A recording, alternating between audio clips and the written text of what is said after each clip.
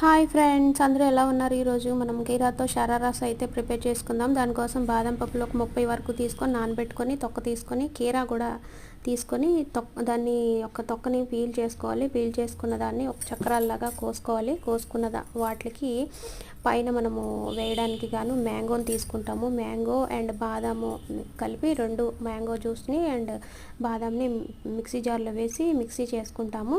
ఆ పేస్ట్ని మనము మొత్తం బాదం అంతా కూడా వేసేయాలి. అందులో 2 కలిపి వచ్చిన పేస్ట్ని మనం కీరాస్ మీద మనం దాని మీద పెట్టి అండ్ పొమగ్రానట్ కూడా యాడ్ చేయాలి.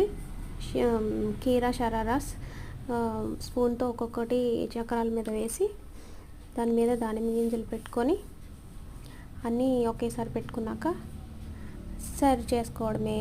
టేస్ట్ చూడండి ఫ్రెండ్స్, షరారాస్ అయితే సూపర్గా ఉంది టేస్ట్.